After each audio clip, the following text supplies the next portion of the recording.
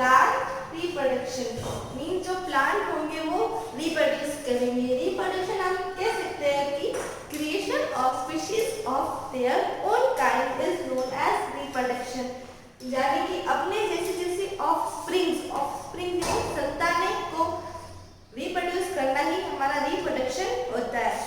तो आप हम प्लांट के रिप्रोडक्शन के बारे में पढ़ेंगे। ये भी दो टाइप का होता है, एक सेक्सुअल रिप्रोडक्शन, एक असेक्सुअल रिप्रोडक्शन। एक में दोनों मेल और फीमेल गैमेट चाहिए होते हैं और दूसरे में only one gamete is required. तो जो प्लांट्स है वो अलग अलग तरीके से रिप्रोड्यूस करते हैं। आज हम पढ़ेंगे 3 मेथड्स हमें यहाँ पे दे रखे हैं। पहला है प्लांट्स रिप्रोड्यूस थ्रू सीड्स। कुछ प्लांट्स होते हैं वो सीड्स के थ्रू रिप्रोड्यूस करते हैं। फिर कुछ जो प्लांट्स होते हैं वो अपने बॉडी पार्ट्स के थ्रू रिप्रोड्यूस करते हैं और कुछ है वो स्पोर्स के थ्रू। स्पोर्स यानी छेद। आपने ब्रेड तो देखी ही होगी, ब्रेड के अंदर क्या होते हैं, बहुत सारे स्पोर्स होते हैं। जब हम ब्रेड थोड़ी देर के लिए रख देते हैं वो खराब हो जाती है तो उसके ऊपर कुछ फॉर्मेशन हो जाता है, तो वही हमारा स्पोर फॉर्मेशन होता है। कुछ सीड्स के थ्रू रिप्रोड्यूस करते हैं, कुछ बॉडी पार्ट्स के थ्रू। हमारा नेक्स्ट टॉपिक है रिप्रोडक्शन फ्रॉम सीड्स, यानी सीड्स से कैसे हम रिप्रोड्यूस करते हैं। सबसे पहले सीड्स बनती कहाँ से, जो फ्लावर्स होता है वो हमारा मेन पार्ट होता है, वो है सीड के लिए बहुत ही ज़्यादा इम्पोर्टेंट होता है। Seeds come from flowering fruit. जो फ्लावरिंग फ्रूट्स होते हैं वहीं से हमारी सीड आती है। The plants can grow another plants of their own kind. जैसे हमने जो प्लांट ग्रो किया है वैसा का वैसा ही प्लांट ग्रो होगा।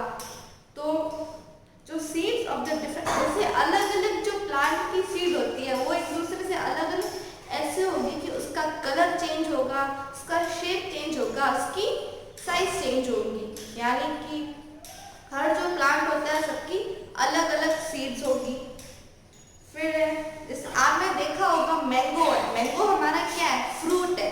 फ्रूट के अंदर जैसा मैंने आपको बताया था कि जो फ्लावरिंग फ्रूट से ही सीड निकलती है, तो मैंगो के अंदर सीड होता है। तो वो जो मैंगो है हमारा फ्रूट है और जो उसके अंदर होगी वो हमारी सीड होगी और वही सीड से हम क्या है दूसरा मैंगो ग्रो कर सकते हैं। तो कुछ फ्रूट्स ऐसे होते हैं जिसके अंदर एक ही सीड होती है और कुछ फ्रूट्स ऐसे होते हैं जिसके अंदर बहुत सारी सीड्स होती है।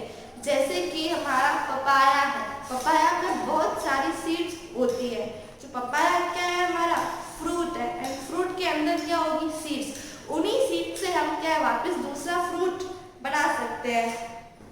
फिर कोकोनट, कोकोनट में भी क्या है, जो बाहर का हस्क होता है उसके अंदर वाइट होता है, वो हमारा उसके अंदर भी सीड होती है। पोमीग्रेनेट में भी सीड होती है बहुत सारी। फिर a single plant produces many seeds. एक ही जो सिंगल प्लांट होता है वो बहुत सारी सीड्स बना सकता है। बट जैसे जो कभी कभी हम देखते हैं हमने सीड्स तो लगा दी, हमने प्लांट ग्रो करने के लिए रख दिया, लेकिन हमारा जो प्लांट क्या है वो अभी तक ग्रो नहीं हुआ है। तो जरूरी नहीं कि सारी सीड्स है वो प्लांट में कन्वर्ट हो। अब हम देखेंगे कि वो ऐसा क्यों होता है, हमने प्लांट तो लगा दिया लेकिन सीड्स तो लगा दी लेकिन वो अभी तक प्लांट में चेंज हुई नहीं, अभी तक वो बड़ा ही नहीं हुआ। उसके लिए कुछ हम लोग रीजन देखते हैं। कुछ जैसे हमने यहाँ पे किसी जगह पे प्लांट लगा दिया तो वहाँ पे क्या कुछ एनिमल्स अगर आके उसे खा जाते हैं तो इसी कारण वो क्या है ग्रो नहीं कर पाता है। कुछ ऐसा है कि डिजायरेबल कंडीशंस भी नहीं मिल पाती है, इसके कारण भी वो ग्रो नहीं कर पाते हैं। जैसे उसके ऊपर सनलाइट ज़्यादा गिरती है तो उससे क्या है हमारा प्लांट जल जाएगा, कभी भी हमारा प्लांट ग्रो नहीं कर पाएगा।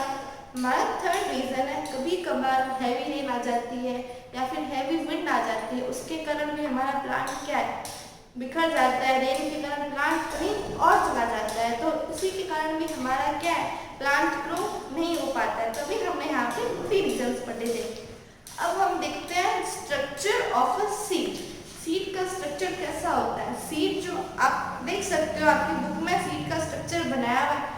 सीड कैसी होती है, हार्ड होती है, इजीली ब्रोकन हम से नहीं कर सकते हैं। मैं आपको सीड का स्ट्रक्चर बना के दिखाती हूँ।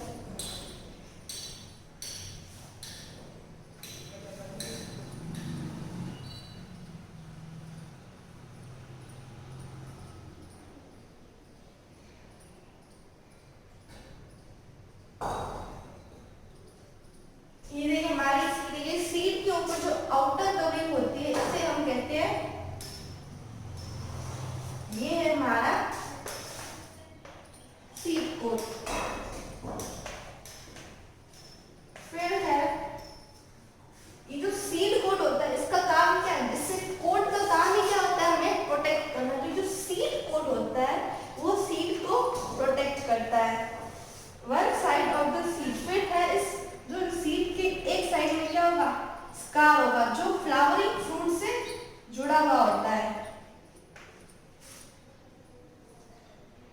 ये उस जगह पे होगा जहाँ पे फ्रूट होगा, उसी जगह पे एक साइड पे हम जो यहाँ पे जैसे फ्लावर लगा हुआ था ये होगा हमारा scar.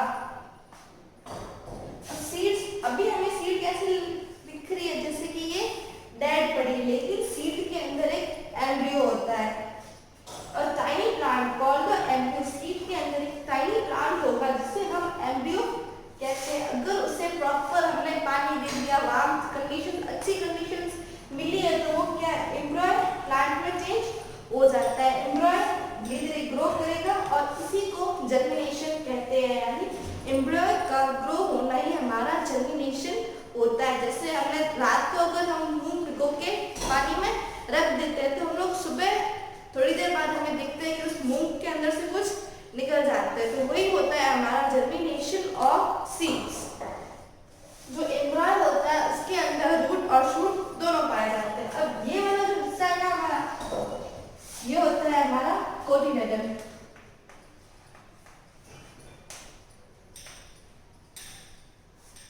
The embryo is attached to seed leaves, यानी जो बीज की कुछ सीड की कुछ लीव्स होती है जहाँ से एम्ब्रियो अटैच होता है वो होता है हमारा cotyledon. The embryo and cotyledon are attached through a tough seed coat. जो एम्ब्रियो यानी टफ सीड कोट होता है ना हमारा, वो होता है टेस्टा। या तो आप इसे सीड कोट कहिए या इसे हम टेस्टा कह सकते हैं। There is a small hole in the seed coat. जो हमारा सीड कोट है उसके अंदर एक स्मॉल होल होता है जिसे हम कहते हैं माइक्रोपाइल। माइक्रोपाइल जिससे क्या है, वाटर है सीड्स के अंदर एंटर कर सकता है। सीड के अंदर वाटर जाना भी बहुत क्या होता है, जरूरी होता है। अगर उसे पानी नहीं मिलेगा तो वो ग्रो कैसे करेगा। फिर है there is scale where the, और जो स्केल अभी मैंने आपको बताया था, स्केल कहाँ पे अटैच होता है, फ्रूट से। तो आपको पता चल गया होगा सीड का स्ट्रक्चर कैसा होता है।